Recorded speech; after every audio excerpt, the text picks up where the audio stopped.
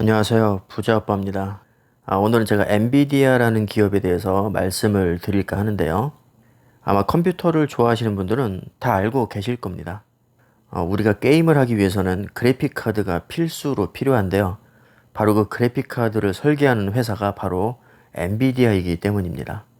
요즘에 가장 잘 나가는 그래픽 카드가 아마 지포스 RTX 2060 슈퍼, 2070 시리즈, 2080 시리즈까지 다양한 라인업이 있고요.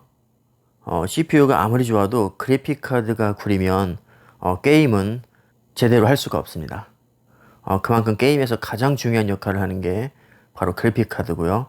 그 그래픽 카드를 설계하는 회사 중에 세계 1위를 하고 있는 기업이 바로 엔비디아입니다.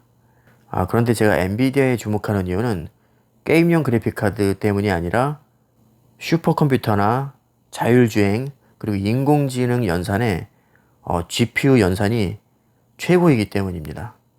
지금까지는 주로 CPU 연산 위주로 해왔는데 이게 언제부턴가 CPU에서 GPU 연산 쪽으로 옮겨가고 있습니다.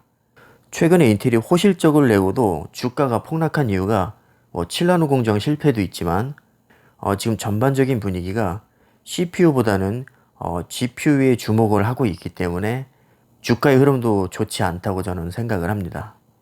이미 오래전부터 CPU와 GPU는 슈퍼컴퓨터나 인공지능, 자율주행 시스템의 두뇌 자리를 놓고 경쟁을 해왔는데요. 지금까지는 CPU가 우위에 있었다면 미래에는 GPU가 그 왕좌를 차지할 확률이 높아 보입니다. 지금 이 기사는 사실 2016년 기사입니다. 이미 4년도 더 된 기사인데 벌써 이때부터도 CPU와 GPU가 치열하게 경쟁을 하고 있었습니다. 주가의 흐름을 보면 아시겠지만 인텔의 주가 흐름이 최근 몇 년 동안 굉장히 안 좋았고요. 엔비디아는 정말 엄청나게 폭등을 했습니다. 시장의 평가는 정말 냉정하고 정확하기 때문에 적어도 현재까지 놓고 봤을 때는 엔비디아의 승리라고 결론을 내릴 수 있을 것 같습니다. 문제는 미래인데요. 제가 생각할 때는 아무래도 엔비디아가 조금 더 유리하지 않나 그렇게 생각을 합니다. 여러분들 몇 년 전에 알파고와 이세돌 구단의 바둑 대결 기억하실 겁니다. 그 알파고를 만든 회사를 구글에서 인수를 했는데 알파고의 사양을 보면 CPU가 1920개가 들어갔고요. GPU가 280개가 들어갔습니다. GPU가 연산에 아무리 좋다고 해도 CPU와 GPU가 상호 보완 작용을 합니다. CPU는 연산 기능도 하지만 메인 컨트롤 타워의 역할을 주로 합니다. 결론적으로 CPU와 GPU는 둘 다 중요하지만 단순 반복 연산에 있어서만큼은 CPU보다 GPU가 유리하다고 생각하시면 됩니다. 여기 CPU와 GPU의 구조도가 나와 있는데요. 어렵게 생각하실 거 없습니다. CPU는 직렬 처리 방식에 특화된 구조를 가지고 있고요. 한 번에 한 가지의 명령어만 수행을 합니다. 그리고 코어의 개수가 보통 4개, 8개, 16개, 많아야 몇십 개 정도 수준으로 한 번에 여러 개의 작업을 수행하기에는 불리한 구조를 가지고 있어요. 반면에 GPU는 태생 자체가 CPU와는 완전히 다릅니다. 얘는 애초에 여러 개의 명령어를 동시에 처리하는 병렬 구조 방식을 취하고 있습니다. 그래서 한 개의 코어에 수백 수천 개의 ALU가 장착되어 있다고 설명이 나와 있는데 제가 이해하기 쉽게 예를 들어 드리겠습니다. CPU가 IQ200에 굉장히 똑똑한 인공지능 포크레인 8대라고 하면 GPU는 IQ50에 빡대가리 인공지능 모종삽 2000개라고 생각하시면 됩니다. 그런데 예를 들어서 10만 평짜리 땅에 20만 개의 돌이 막 흩어져 있습니다. 그것을 다 골라내는 작업을 해야 돼요.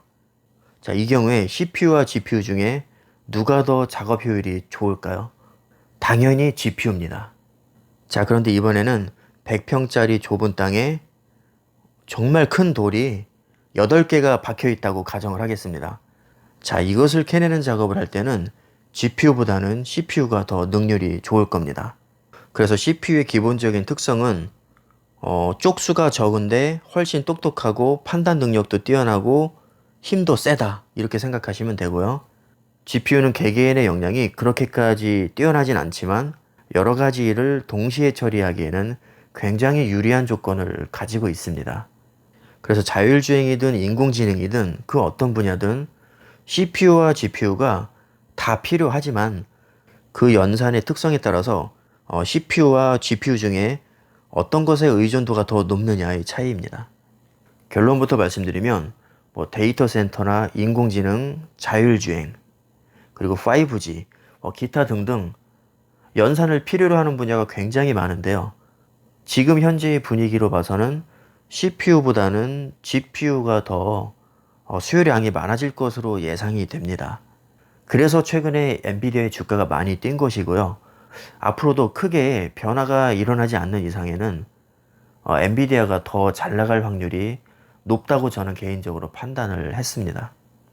지금 특히 데이터 센터의 수요량이 점점 늘어나고 있는데 게임용 그래픽카드 시장을 뛰어넘을 수도 있을 것 같습니다.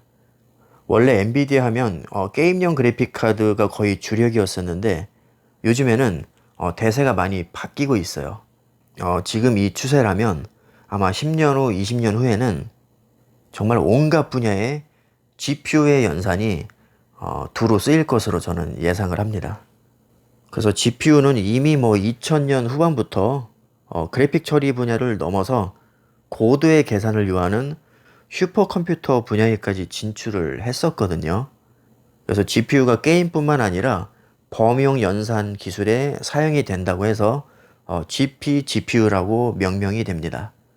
원래 GPU는 그래픽 프로세싱 유닛의 약자인데 여기 제너럴 퍼포즈까지 앞에 붙어서 일반적이고 종합적인 목적이다, 이런 뜻이 덧붙게 된 겁니다. 그래서 이제는 우리가 GPU에 대한 시각을 달리 봐야 할 때가 되지 않았나 그렇게 생각을 하고요.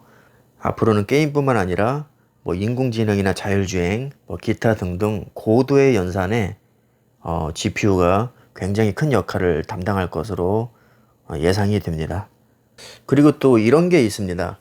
똑같은 100메가라도 100메가짜리 하나의 파일이냐 아니면 1메가짜리가 100개이냐에 따라서 연산의 특성이 달라질 수 있거든요. 자, 실제로 이걸 복사를 하면요. 100메가짜리 한 개가 1메가짜리 100개보다 훨씬 더 빠릅니다. 일단 100메가짜리 한 개는 비록 덩치는 크지만 명령을 한 번만 내리면 되거든요. 근데 1메가짜리 100개는 100번의 명령을 내려야 됩니다. 그래서 이 100개라는 자체가 상당히 피곤한 일일 수 있어요. 자, 아까도 말씀드렸듯이 그렇게까지 개개인의 능력이 뛰어나진 않지만 쪽수로 밀어붙이는 게 GPU라고 했죠. 그래서 1메가짜리 100개의 작업을 할 때는 CPU보다 GPU가 훨씬 더 유리합니다.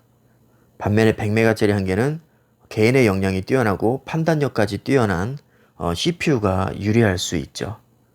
자, 이렇게 CPU와 GPU의 특성이 다르다고 이해를 하시면 됩니다. 하지만 대부분의 작업에는 CPU와 GPU의 협업이 필요합니다. 그리고 제가 한 가지 팁을 드리자면 여러분들이 만약에 동영상 편집 작업을 하실 때 보통 CPU와 램이 중요한 걸로 알고 계시죠? 자, 그런데 놀랍게도 경우에 따라서 GPU 가속을 이용을 하면 작업 속도가 CPU 단독으로 할 때보다 3배에서 5배까지 올라갑니다. 이건 제가 직접 실험을 해봐서 확실히 알고 있습니다. 자, 일반적으로는 동영상 편집 작업에 GPU가 그렇게 관여를 하지 않는 게 맞습니다. 그래서 우리가 어떤 작업을 할 때 CPU 의존도가 높냐, GPU 의존도가 높냐, 이것을 판단을 잘하는 것이 중요합니다. 예를 들어서 같은 GPU 가속을 한다고 해도 어떤 프로그램은 엔비디아의 지포스 쿠다 가속을 효율적으로 쓰는 게 있고요. 또 어떤 프로그램은 AMD에서 만든 라데온 그래픽 카드의 오픈CL 가속을 잘 쓰는 그런 프로그램이 있습니다. 그래서 컴퓨터를 정말 잘하시는 분들은 본인의 용도를 일단 정확하게 파악을 하고 내가 쓰고자 하는 그 프로그램에 가장 뛰어난 효율을 보이는 그런 부품들로만 조합을 합니다. 예를 들어서 게임에서는 인텔 CPU가 주로 강세를 보이고 다중작업에서는 AMD의 라이젠 CPU가 좀 더 좋은 모습을 보이고 이런 게 또 있습니다. 그런데 보편적으로 봤을 때 엔비디아의 점유율이 워낙에 높다 보니까 웬만한 게임이나 웬만한 작업에서는요, AMD보다는 엔비디아의 그래픽 카드가 훨씬 더 좋은 모습을 보일 때가 많습니다. 만약에 AMD에서 정말 고성능 GPU를 출시를 한다고 해도 호환성이나 가속 명령어에서 엔비디아가 이미 전통적으로 수십 년 동안 우위를 점해왔기 때문에 단순히 성능 좋은 제품을 AMD에서 막 출시한다고 해서 한순간에 점유율을 뒤집기가 쉽지가 않습니다. 그만큼 엔비디아의 영향력이나 인프라가 정말 어마어마하다는 겁니다.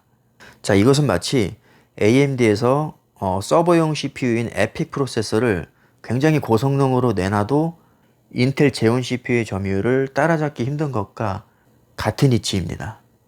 자, 얘기가 좀 길어졌는데요. 결론은 이겁니다. 엔비디아의 GPU는 미래의 복잡한 계산을 할 때 굉장히 수요량이 많을 것이다. 그리고 현재 게이밍 중심의 GPU 시장이 복잡한 연산의 GPU 시장으로 옮겨갈 것이라고 저는 예상을 하고 있고요. 4차 산업혁명의 최대 수혜주 중에 하나가 바로 엔비디아가 될 것이라고 생각을 합니다. 그래서 지금까지도 주가가 많이 뛰었지만 향후 10년, 20년 후를 봤을 때 충분히 더 오를 수 있는 여지가 있다고 판단을 했습니다.